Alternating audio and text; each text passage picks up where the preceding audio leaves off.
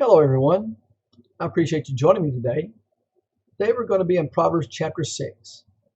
We're going to spend a little time learning lessons from an ant. In Proverbs chapter 6, begin reading with me in verse 6. We'll read down through verse 11. Go to the ant, you sluggard, consider her ways and be wise, which having no captain, overseer or ruler, provides her supplies in the summer, and gathers her food in the harvest. How long will you slumber, O sluggard? When will you rise from your sleep, a little slumber, a little folding of the hands to sleep? So shall your poverty come on you like a prowler, and your need like an armed man. Perhaps some of you, maybe many of you, are familiar with the fable of the grasshopper and the ant. Let me share this with you. One summer's day in a field, a grasshopper was hopping about, chirping and singing to its heart's content. An ant passed by. Bearing along with great effort an ear of corn he was taking to his nest. Won't you come and chat with me, asked the grasshopper, instead of toiling your life away? I'm helping to store up food for the winter, said the ant, and I recommend you do the same. Why bother about winter, said the grasshopper. We've got plenty of food at the present. But the ant went on its way and continued its toil. When winter came, the grasshopper found itself dying of hunger, while it saw the ants distributing every day corn and grain from the stores they had collected in the summer. Then the grasshopper knew. Point is, work today, you can reap the benefits for tomorrow. We'll come back to that in just a moment. But I want to look at some lessons for us today from an ant. It might sound strange that we would learn something from this annoying little creature. But Solomon in Proverbs put this there for a reason. Just some things to pay attention to and to observe, that lessons we can learn. For example, given their small size, they're able to display amazing things from which men can learn definite lessons. They're hardworking, they are diligently family-oriented, and they're consistent, productive creatures. In fact, that's one reason God tells us to go to the ant for wisdom. Furthermore, they are investors. They store up their treasures in storehouses during the summer for the future. And as managers are able to arrange, and among other things, count the order of eggs placed in order of age. You think about that. They are able to arrange. This past Sunday, we looked at the high school class at a video of an excavation of an ant's nest. It was vast. The excavators, I think, said they shoveled out 40 tons of dirt. That's how deep and how vast it was. And it showed the tunnels. It showed as it were, the air pipelines down to the nest, and it showed their little colonies, their little hotels, as it were, as they were spinning off, as they were breaking off of or connected to those airlines. It also showed the lines, as it were, the air leading out. So it had air coming in and air going out. Masterful in their design. They live orderly arrangements. Nothing about this nest was chaotic. Now, when we look at an ant, we may not appreciate the order and the arrangement that they go about doing things, because we view them as such pestilence or pests. For us, they're just inconveniences and get in our way. And if we're stung by them, we really don't like them. But they really live very orderly, arranged lives. Again, ants also are engineers and builders. They have great foresight in seeing a plan. In fact, they're exceptional in this. They're exceptional in their recycling. They're exceptional in their storage, their farming section, their food stores. They have their storage pockets. They have their cupboards. They have their pantries, as it were, to store all the goods, where they place all their stock and inventory for the good of the nest. In fact, they provide for the good of each other. They look out for each other. Also, their building of cities has great science behind it. Using their ant wisdom, ants build cities like humans. In fact, true scale ants build even bigger than we humans do. They're very determined and don't give up easily when challenged at anything. They're tenacious. That is, they stick to it and will always find a way around virtually any obstacle in work, in unity and oneness. That's very challenging for man to mimic. When we look at their ways of building, truly equivalent to the building of the Great Wall of China. You take a look at the ants as they build their mega cities, and you find it even more. The question for us is, how many times do we quit when things get a little hard? How many times do we quit when we're hurt or when we're disappointed? Are we as determined to accomplish God's purpose in our lives as an ant is in building their cities? Do we have that same stick-to-itiveness? Do we have that same tenacity, that same refusal to give up? Are we able to work through any obstacle, anything that gets in our way, any challenge that gets in our way? Or is it true the first time we stump our toe, we hop home crying and we give up and we quit? Well, that's not the perseverance of an ant. Furthermore, they're very determined, they're opportunistic, and they communicate very effectively with each other. They're even known to use the sun and the moon as navigational tools, marking their positions of the nest. When leaving the nest in search of food, creating a mind map. Mind map markers how to get back home again. Think about that. Opportunistic and communicate with each other. We mentioned a moment ago about their oneness and how they work for the good of each other. And they do that with one mind and one purpose. You think also about their ability to navigate. How do they leave a nest and travel such far distances and able to come back again?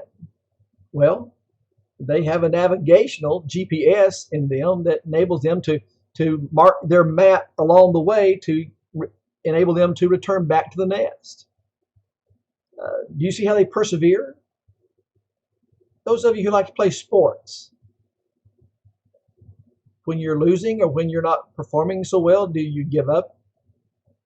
Do you quit? How do we react to that? How about academics? How about in school? Maybe the grade's not as good as we want it to be. Maybe the class is hard to study for. Maybe even the teacher is hard to understand, and maybe the teacher doesn't lay the material out very well for us. Maybe if you're young in school, you don't like the spelling words. Maybe you don't like the reading you have to do. I know Miss Jody sends reading assignments home for her first graders. Sometimes they do it, many times they don't. Well, does an ant have more determination than people do? And you talk about the navigational tools. What I would ask is this. Where's your North Star? What I mean by that is, where is the anchor point from which we reason? Even as children, where's the anchor point from which you're going to make your innocent decisions? Who's going to determine that for us? And then you think about how far we can see ahead. I mentioned a moment ago their foresight and seeing and planning ahead. Back to the ant and the grasshopper. The grasshopper just wanted to play. He did not want to labor, to work, to store up his goods for another day. All he was about was playing. He wasn't worried about the next day of life. But then when the winter came, the grasshopper was impoverished. He was hungry. He was starving to death. And you think about ants, they make something out of nothing. They pay attention to little things. They make something out of nothing. You think about that. Without education, without schooling, no university degree, they can build air conditioning systems for the colony that are the best in the world just out of leaves, foliage, twigs, mud, saliva, hard work. They can make something out of nothing. I mean, you're working in your yard, you're walking in the field. There wasn't an ant bed there before, the day before, but now there's an ant bed. How many times does it rain? And all over the yard pop up these little ant beds. They weren't there before. Where'd these come from? They can take the materials that exist, they can burrow down deep into the earth, and they can make something out of nothing that is there. I don't mean they create something out of nothing. They're taking the materials that are there, but there was nothing there before. There was no provision for them there, and they can make something out of that. They pay attention to the little things. How many times do we pay attention to the little things? I asked the high school class Sunday morning, how many of you are tired of your parents always telling you what to do? And just about the whole class raised their hands. I identify with that. Though it's been a while since I was a teenager, I well remember I got sick and tired of my mother and my dad telling me what to do. Now, I've got to admit, it depends on which one told me what to do as to how I responded quickly or I put it off. If Dad usually told us what to do, we'd usually get to it pretty quick. If Mom told us what to do, we'd usually, we might not get to it so quickly. We might put it off. I know this is a little thing, and I'm not trying to be contentious or harsh about this. But it's a little thing just to pick up your room. It's a little thing to take your dirty clothes to the laundry room. It's a little thing just to make your bed in the morning. It's a little thing just to straighten up your room. It's a little thing just to notice the trash needs to be taken out. I got to tell you, I hate taking the trash out. There are times I wish Miss Jody would see the trash is full before I did, and she would empty the trash can and take it out to the dumpster, the trash can in the garage. I hate taking the trash out. But you know what? If it helps her, I want to do that. It's just a little thing. It's just a little thing. Well, that's what ants, they paid attention to the little thing. One reason that we get tired of people ragging on us is because we do what we want to do. And furthermore, we see what we want to see. What was the grasshopper seeing? The grasshopper was seeing, oh, this is a life of great joy. Nothing to plan for, nothing to provide for. Let's just have one good party today. Let's just live it up today. Well, he saw what he wanted to see. And what did the ant see? The ant saw something else. He saw a day of winter coming. And he knew he was going to have to prepare for that. It's hard to teach grown people. Sometimes it's hard to teach younger people. Do you get an allowance of some kind? Well, how much of that do you save? Or is it that you can't wait to spend it all? One thing we can begin to learn from the ant is to store things up. Begin to save now. Begin to plan now. Far too many adults get involved in credit situations where they're in over their head deep in credit, and they can't see their way out the rest of their lives. Because why? Because they didn't plan ahead. Because they didn't save now. But what about spiritually? What about spiritually planning ahead? What about spiritually looking at our soul's eternity? What about spiritually looking at our relationship with God? Do we take time to do just the little things that the ant would do to prepare ourselves spiritually to be right with God? To prepare ourselves spiritually to be transformed into the image of Christ? To prepare ourselves spiritually to have heaven as the prize? Do we take the time to invest ourselves in the study of God's Word, reading God's Word? And maybe you're small and you can't read real well. But maybe your parents can do just a little thing.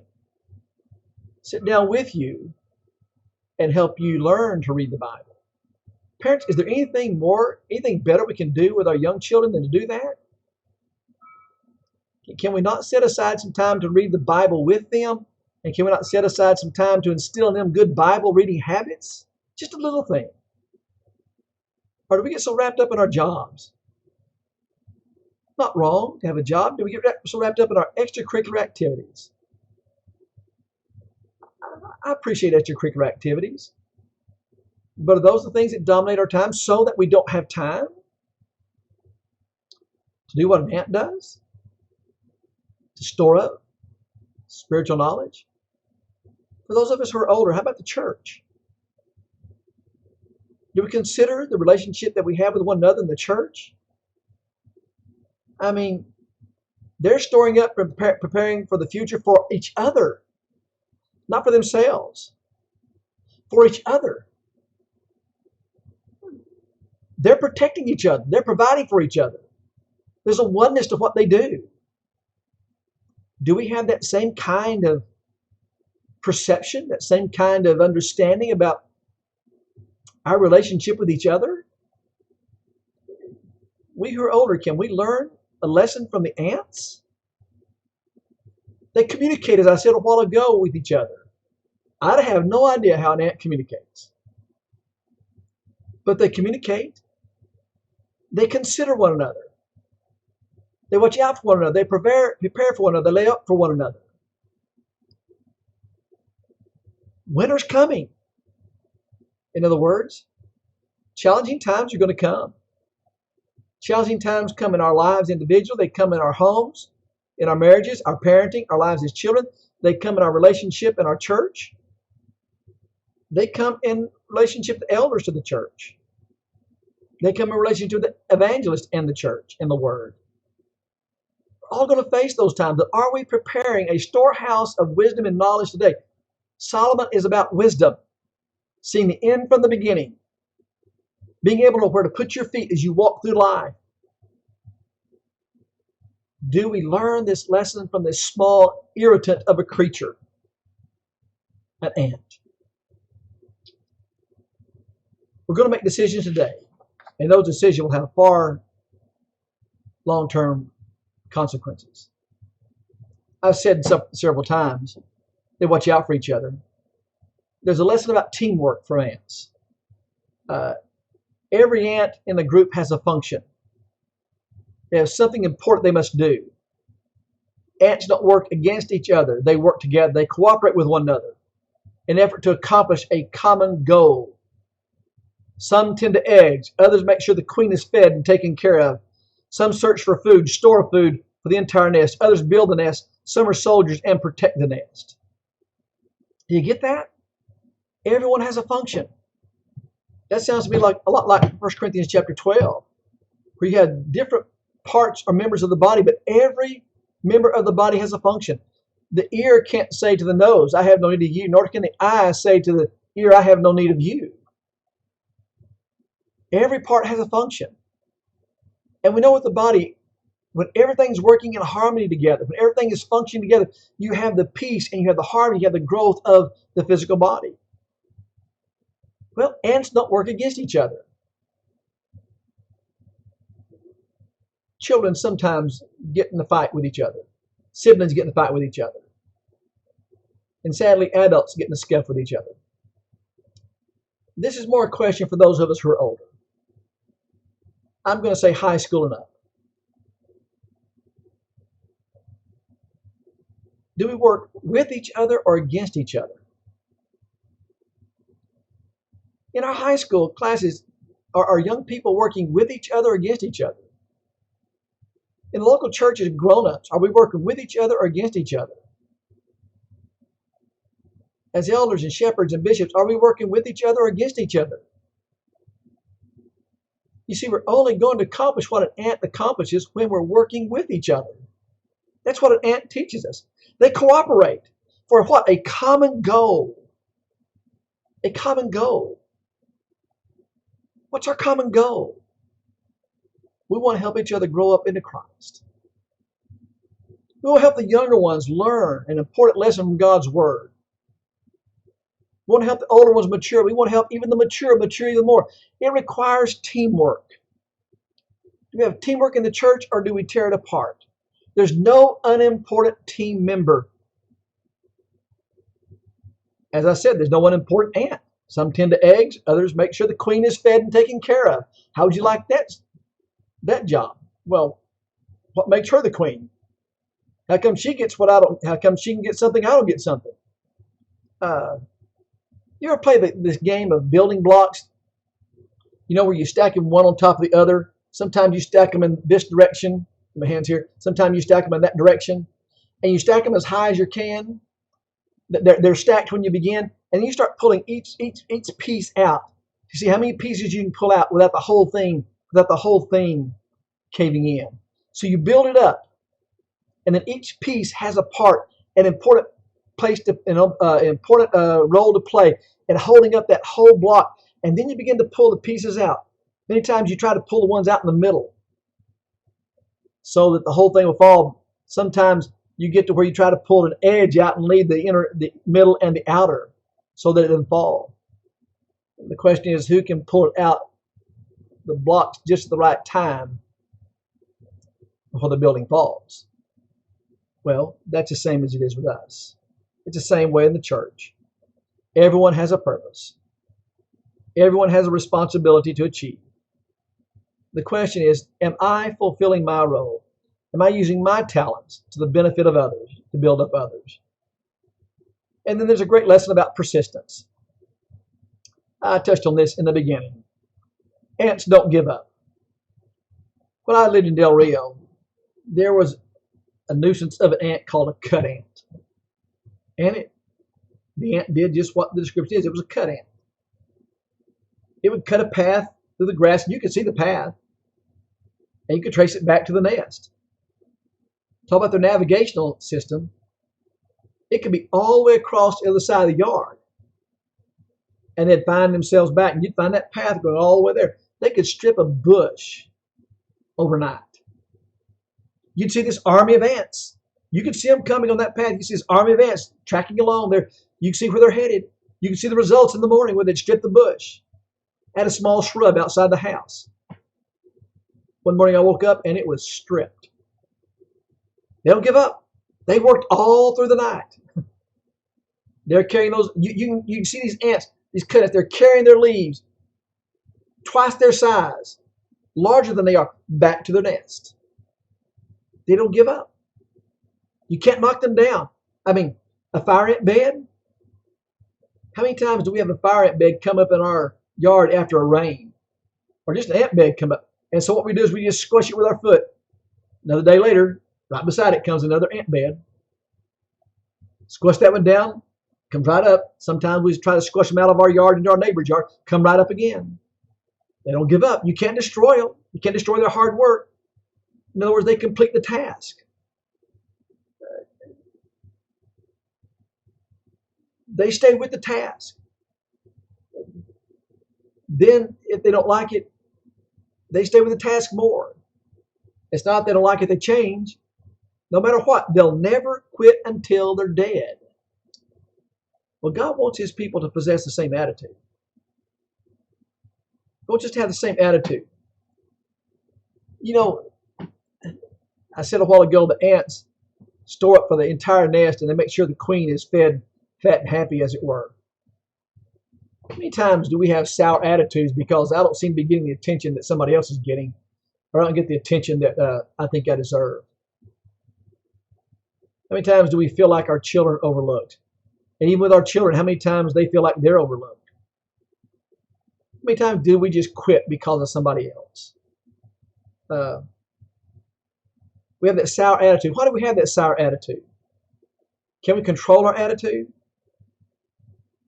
And so while an ant may irritate us from time to time, there's a lot we can learn from an ant. And so what I want to ask you is, are we smarter than an ant? Back to Proverbs chapter 6 now. And here's his point. How long will you slumber, O sluggard? One student in the class, Caleb Clayton, had the translation said, a sluggard was a lazy, a no good bum. How long will you slumber? Just a little more sleep, a little more slumber. A little folding of the hands. And the next thing you know, here comes a prowler, and you weren't ready for the prowler. How many times do we not prepare like the ant? Instead, we're just lazy. And not only lazy, sometimes we just plain procrastinate and put things off. when just a little more diligence, a little more attention to detail, small things can make a big difference. Lessons from an ant. Don't be like the grasshopper. Work today, provide today, reap the benefits for tomorrow. Well, I hope that's helpful to you. I appreciate you joining me, and I hope to see you next time. Jordan will have the next lesson. Stay safe and stay healthy. Jody and I love you.